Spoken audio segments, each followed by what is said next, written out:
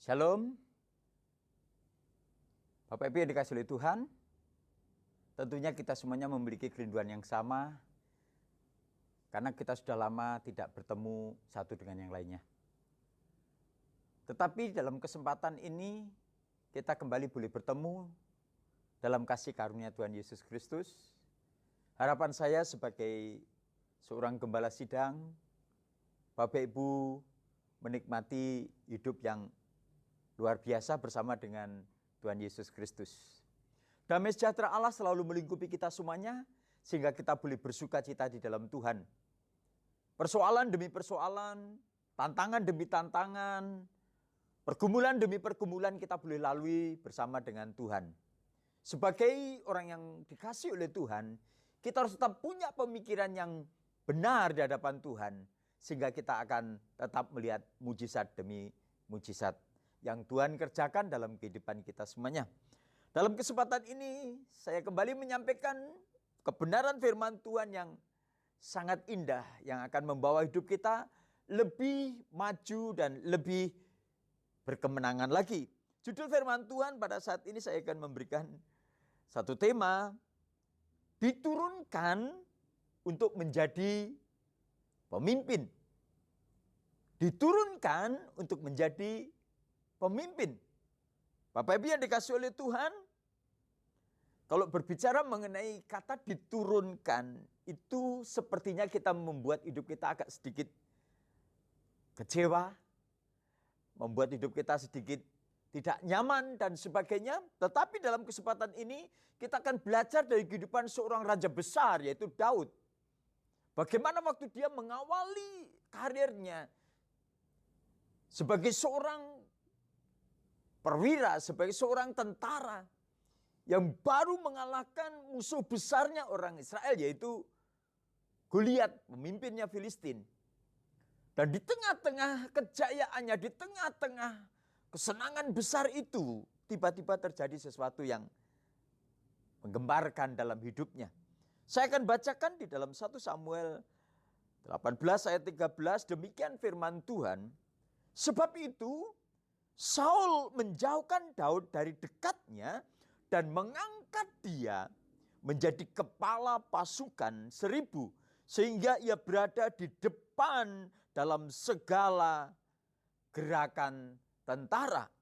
Daud berhasil di segala perjalanannya sebab Tuhan menyertai dia. Bapak Ibu yang dikasihi oleh Tuhan, kita melihat kehidupan Raja Daud waktu awal-awal dia tampil sebagai tokoh di tengah-tengah masyarakat Israel.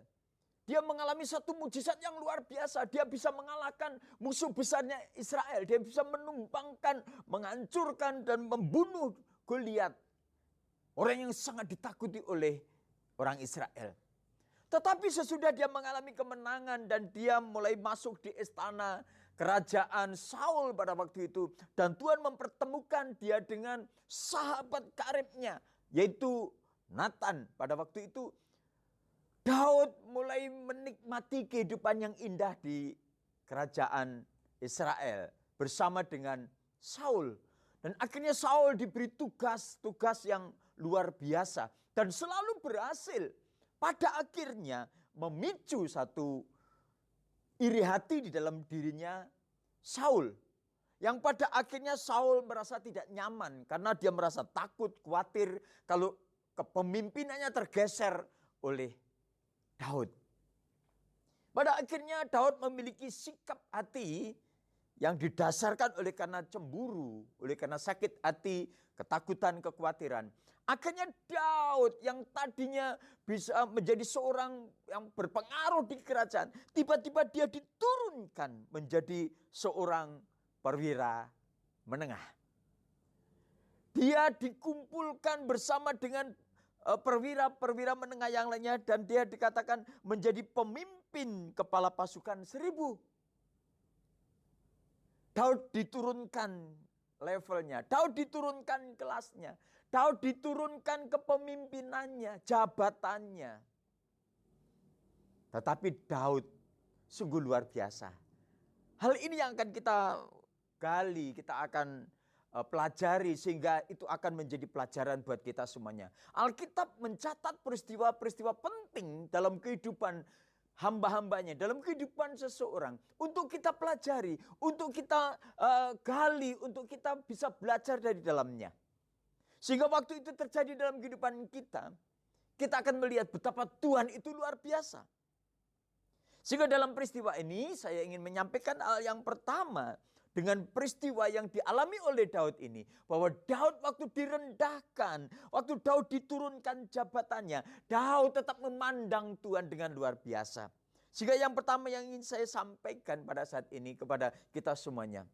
Hal yang pertama yang akan kita ingat terus, yaitu bahwa Tuhan itu berkuasa untuk meninggikan, untuk merendahkan, untuk mengangkat seseorang, dan untuk menurunkan seseorang.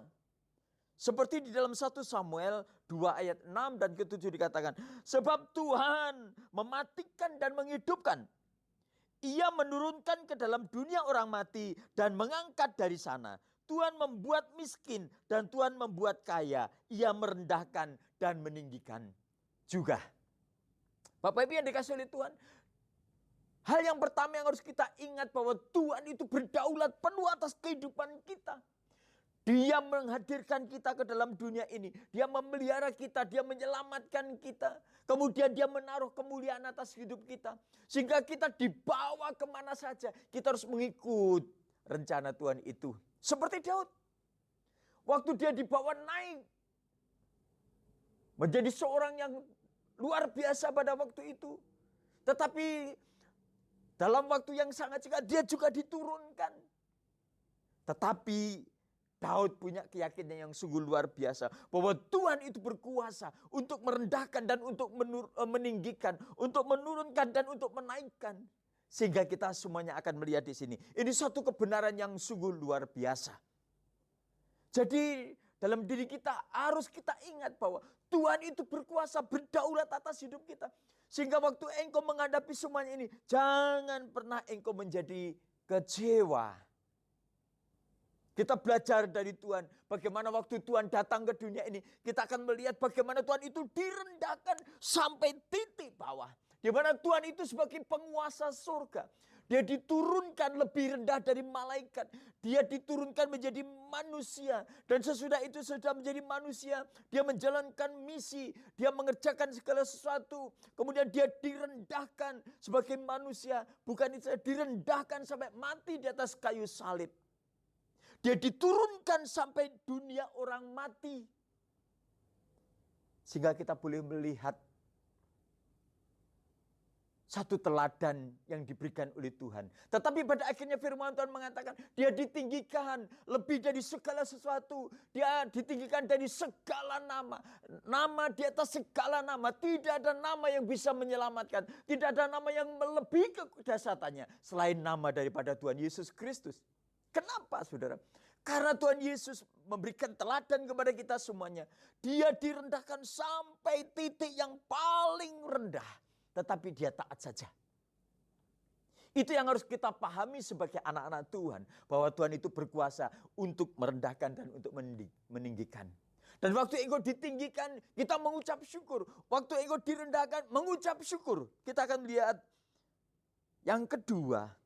Bagaimana sikap hati daripada seorang Daud pada waktu itu. Dikatakan bahwa Daud pada waktu direndahkan, digeser kedudukannya, kemudian dijadikan seorang perwira menengah. Dia memimpin pasukan 1000, tetapi Daud tidak menjadi frustasi. Daud tidak bertanya, loh kenapa ini? Saya kan sudah berhasil luar biasa. Saya sudah akan menunjukkan kepada bangsa Israel. Saya seorang yang hebat. Tidak. Daud waktu bersama-sama dengan pasukan 1000-nya. Dia tetap melakukan itu dengan baik. Sebab firman Tuhan tadi mengatakan dia berada di sana. Sehingga dia menguasai situasi itu dengan baik. Kalau boleh saya mengatakan. Kalau engkau juga diperlakukan seperti itu, sikat habis di tempat di mana engkau ditaruh pada saat itu. Seperti Daud. Waktu dia memimpin, yang tadinya memimpin pasukan begitu besar, dia memimpin pasukan 1000. Tetapi dia melakukan perkara yang dahsyat. Dia sikat habis semua yang ditugaskan kepada dia. Sekalipun nyawanya terancam.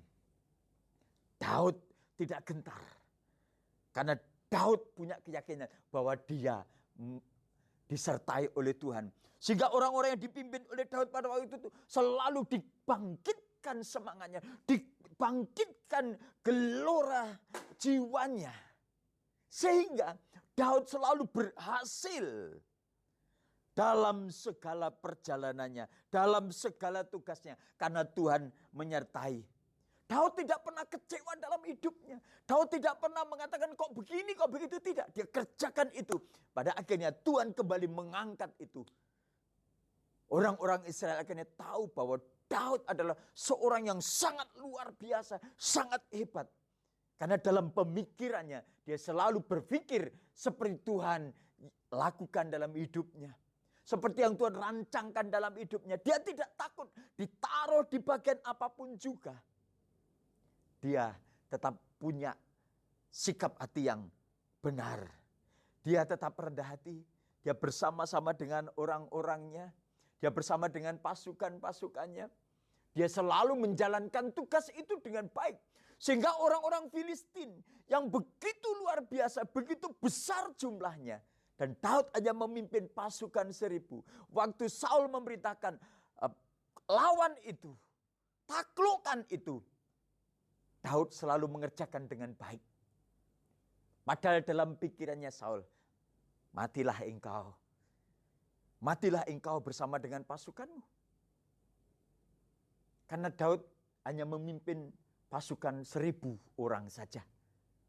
Sedangkan kita tahu bahwa orang Filistin pada waktu itu jumlahnya sangat besar sekali. Tetapi waktu Saul mengatakan kamu maju berperang ke sana, Daud maju berperang. Dan Daud selalu mengalahkan orang-orang Filistin itu. Saudara yang dikasihi oleh Tuhan, dalam kehidupan kita ini ada kalanya waktu Tuhan izinkan kita berada di atas, kita mengatakan puji Tuhan. Waktu kita dibawa turun mungkin level kita, pangkat saudara, kedudukan saudara, dan mungkin engkau sedang diizinkan oleh Tuhan, engkau sedang direndahkan oleh orang lain. Katakan puji Tuhan. Haleluya. Kita bersyukur saudara. Dimanapun engkau berada, saya ingin mengatakan babat habis. Kerjakan dengan sungguh-sungguh. Dan engkau akan melihat kemuliaan Allah dinyatakan. Bapak Ibu yang dikasihi oleh Tuhan, ini pesan Tuhan yang datang kepada kita semuanya. Jadi Tuhan kalau sedang menurunkan engkau, Tuhan ingin mengangkat engkau untuk menjadi seorang pemimpin. Oleh sebab itu saya ingin mengulang kembali. Yang pertama kita harus sadari bahwa hidup kita itu dalam penguasaan Tuhan, dalam kontrol Tuhan. Tuhan itu berkuasa untuk merendahkan dan untuk meninggikan. Dan yang kedua, milikilah sikap hati yang benar waktu engkau direndahkan. Kita harus tetap punya pemikiran yang benar bahwa Tuhan tidak pernah mereka-reka yang jahat atau yang buruk dalam kehidupan kita. Tetapi Tuhan sedang mempersiapkan sesuatu yang lebih besar. Karena kita akan terus dibawa naik dan terus naik. Puji Tuhan. Sekali lagi, buang segala rasa kecewa dalam hidup saudara. Engkau sedang dipersiapkan oleh Tuhan untuk menjadi sesuatu yang sangat besar. Engkau sedang dipersiapkan oleh Tuhan. Saat ini engkau sedang dipersiapkan oleh Tuhan. Terimalah pesan Tuhan ini. Jikalau engkau menerima pesan Tuhan pada saat ini, engkau mengucap syukur. Engkau persiapkan hidupmu untuk lebih baik lagi. Perlengkapi hidupmu dengan kebenaran-kebenaran firman Tuhan. Belajar engkau untuk menjadi lebih besar lagi. Dan terimalah rencana Tuhan yang begitu dahsyat itu. Seperti Daud pada waktu itu. Dia menerima rencana Tuhan yang sungguh luar biasa. Dan pada akhirnya engkau akan melihat kemuliaan Allah dinyatakan. Puji nama Tuhan. Saya ingin berdoa secara khusus buat saudara yang pada sedang menghadapi persoalan seperti engkau sepertinya sedang direndahkan. Engkau sepertinya saudara mengizinkan Tuhan, saya kok semakin buruk keadaan saya. Tetapi pada saat ini saya ingin berdoa buat saudara supaya engkau melihat kemuliaan Allah dinyatakan. Mari kita akan berdoa.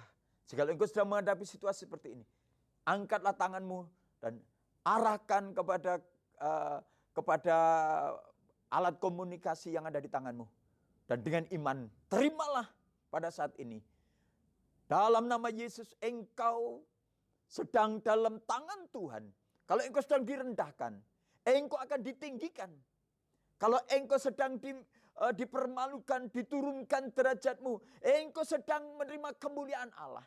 Terimalah kemuliaan itu. Dan engkau akan melihat rencana Allah yang sungguh luar biasa. Dalam nama Yesus, hamba berdoa. Amin.